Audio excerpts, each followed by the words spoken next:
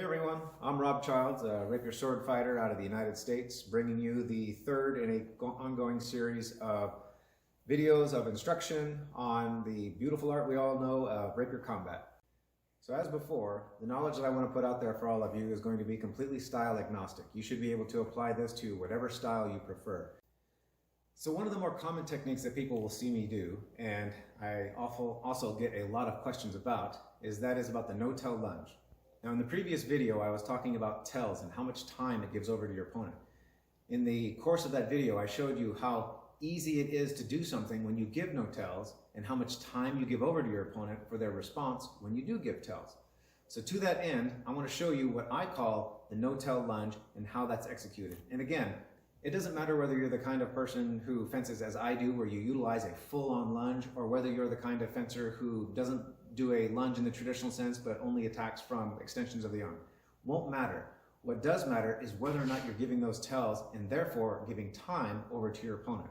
Now for me, the no-tell lunge itself breaks down into two distinct components. Now the first part, for me, I'm a low guard fighter, but for the purposes of keeping the sword in the video, I'm going to do this from a high guard perspective. Again, it doesn't matter whether you're high guard or low guard, it's just a matter of do you do the no-tell lunge properly. So the first part is the extension. Nothing else moves. You'll notice I didn't sink down. You'll notice I didn't lean forward. You'll notice I didn't tense the shoulder and then push the sword forward. None of that happens. It is just moving the sword arm forward. Once you get to that point, now the body will move and forward you go.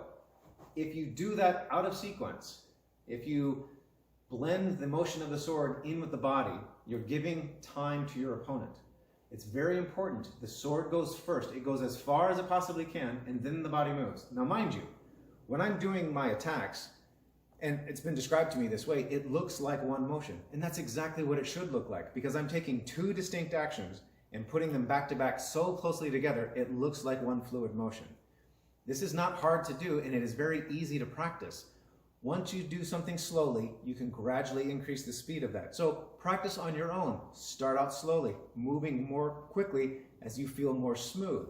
Smooth will lead to that fast. Now, when I'm talking to my students, I oftentimes will describe it to them this way. If you were to pretend that instead of hanging onto a sword, you were hanging onto a rocket. Well, if this was a rocket and the pommel was the thruster, if that rocket thruster fires, what happens to me? Well, my body does nothing. The sword, however, will fly forward on this tether that is my arm. And then once it reaches its full length, what would happen then? It would pull me forward. That is exactly how you should execute your lunge.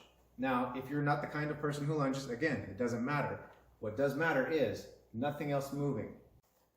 So whenever I'm talking about the no-tell lunge, there's a drill that I like to do, an exercise, if you will, that I like to utilize with any of the attendees that shows exactly how much time is being given over to your opponent when you're showing them a tell versus when you are not. So again, I'm going to utilize a dagger so that way we can keep everything within frame and I can be close enough for you to see. But I'm going to utilize, again, my assistant for this in order to show you a little drill that shows exactly how important those tells and therefore the time that you're giving over to your opponent really is. So that being the case, then go ahead and stand there. For this drill, utilizing a partner, have them hold up their hand off to the side. You're going to take your sword, or in this case I'm holding a dagger, but it doesn't really matter, and you get one arm's extension away from their hand. Now, you go into your on guard position. Whenever they see you go, they're going to try and get their hand out of the way. Now I want you to get your hand out of the way as soon as you see me go. Now first off, I'm not going to give her any tells. Keep in mind, what I'm about to do is nowhere near as fast as I can go. So when you see me go, you try and get out of the way, okay? It's 2 for 2, right? This is nowhere near as fast as I can go. I can hit her all day long, it won't matter. And it's nothing to do with Superman reflexes, it's just about the physics.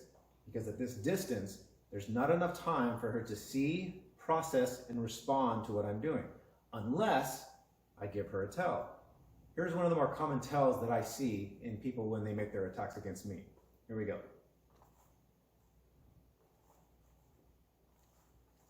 That shotgun, you remember from that previous video? Here's another one. Missing 2 for 2. Nicked her. Missing. The importance of these tells cannot be overstated. The body exists in this plane. Anything that moves in this plane is very hard to pick up. If I lunge properly, meaning no tells, I will get to a full arms extension and a little bit more before my opponent even starts to move, if I give no tells. If I give them tells, notice where my point is in relation to her body. If I give a tell, one of the more common ones I see, her defenses turn on right now. Now note the difference in distance between my tip and her hand. She's got a lot of time to get out of the way now. It's measured in fractions of a second, but in fencing time, that is a lot of time to see, process, and get the heck out of the way. Thank you. I'm putting as much as I possibly can into an upcoming book called Revelations on Rapier. This is going to encompass all of the knowledge that I have over the last 32 years. Reach out to me with any questions. I'm more than happy to help.